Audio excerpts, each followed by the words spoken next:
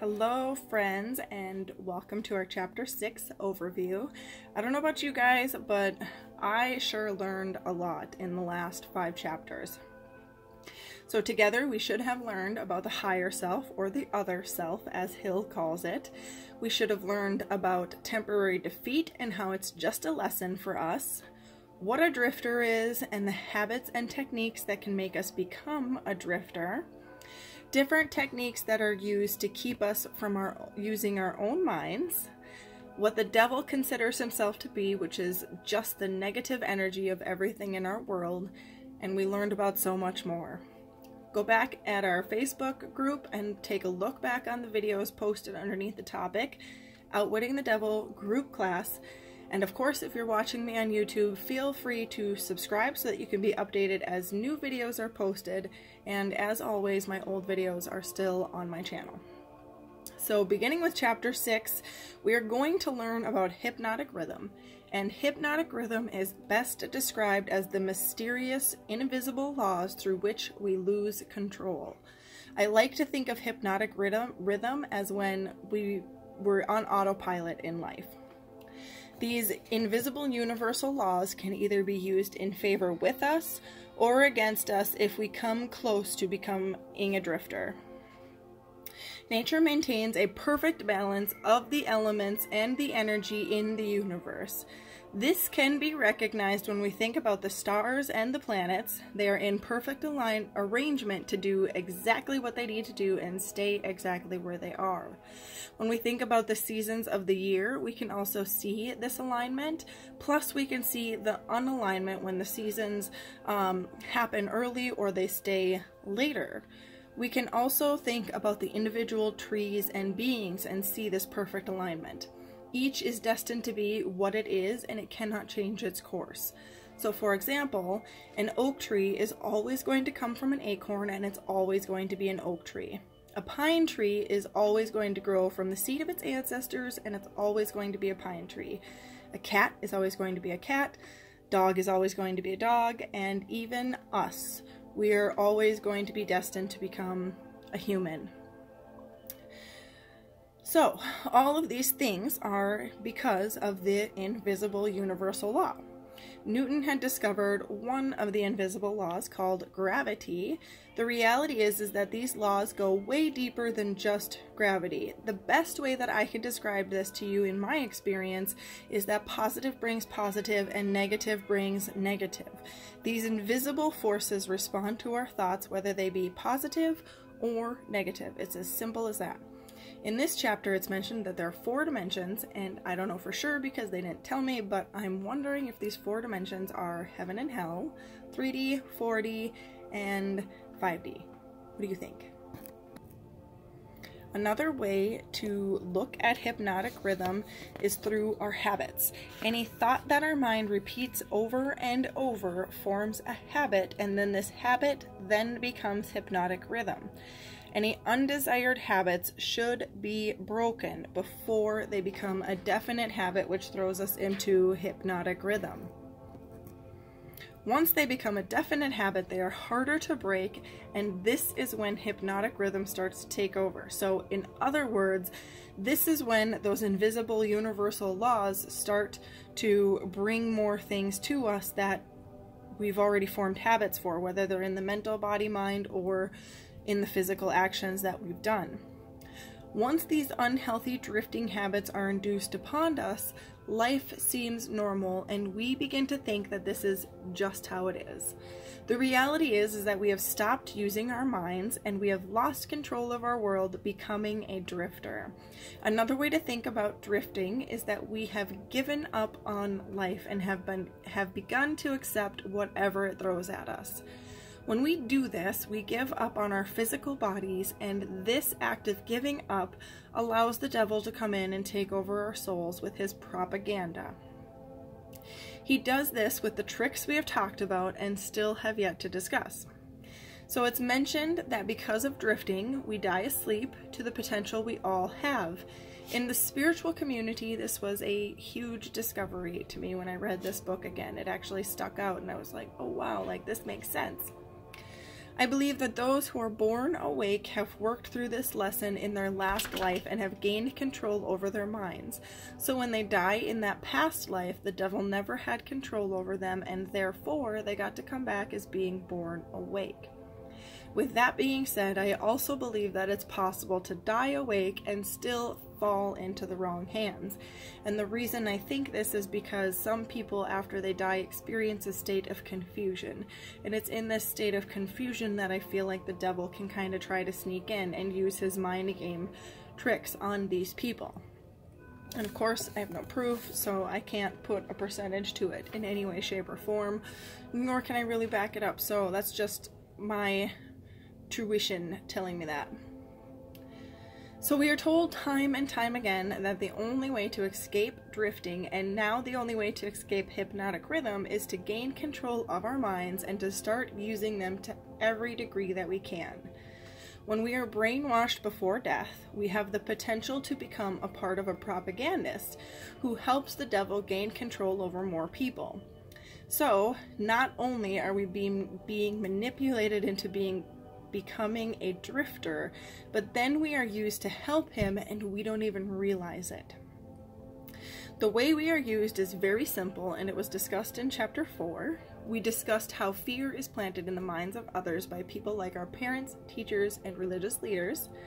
If this fear would stop being spread, the devil would experience a huge setback. He is only as powerful as he is because of the fear that the fear power that we give him. So what the devil fears most is the truth. He is worried that a thinking person such as Hill might come along and expose him for everything he stands for. Truth is the opposite of fear. It brings us a clear knowing.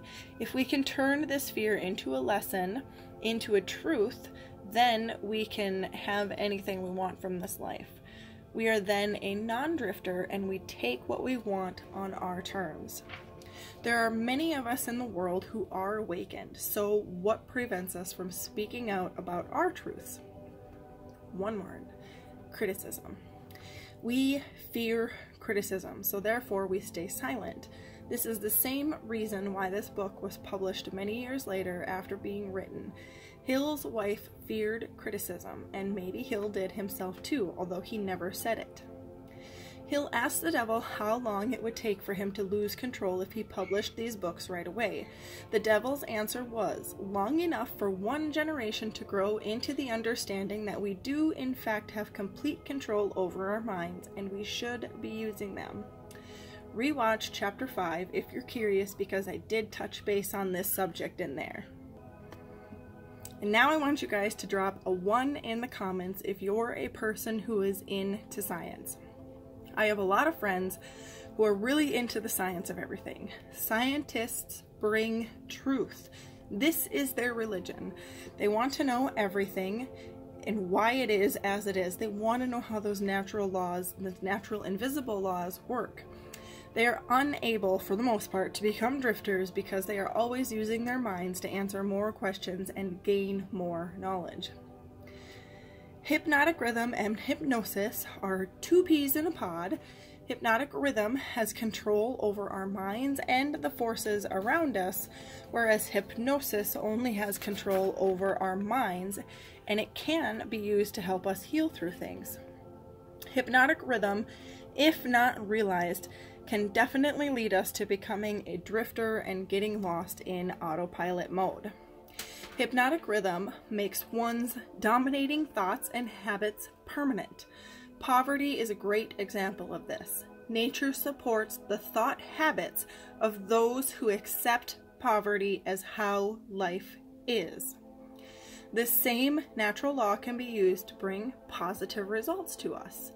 Again, I get to use my favorite saying, thoughts become reality, and what we think about, we bring about. Hypnotic rhythm has the potential to permanently fix all habits, whether they be good or bad. One way to think about hypnotic rhythm is from the saying, what one soweth, he must reap, and the other popular sayings, what goes around comes around, do unto others as you want done unto you, These are just a few examples of the natural laws which exist in our world, and these are ones that start up here in our subconscious mind, because what we're thinking about other people, you know, we're creating that for ourselves, essentially.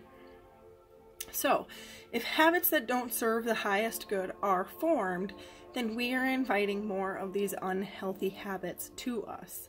However, we can't just get what we want from life from being a good person, unfortunately. Our morals and our thoughts are responsible for where we are in our lives.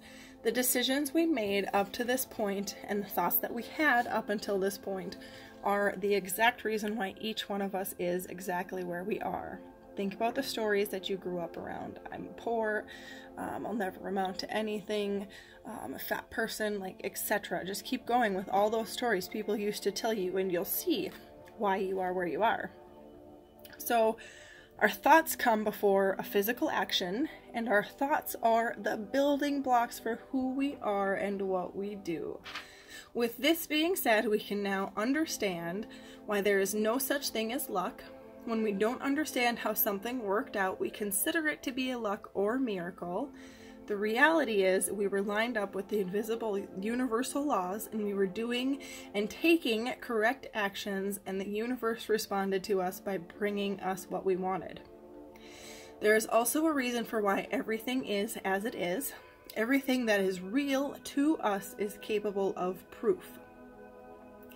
When we are stuck in situations that don't serve our highest good, the drifter is going to tell you that the world has run dry of opportunities. You may even hear the "I'm giving up" tone in their voice. The non-drifter, on the other hand, will create opportunities that fit the desires and demands of their lives.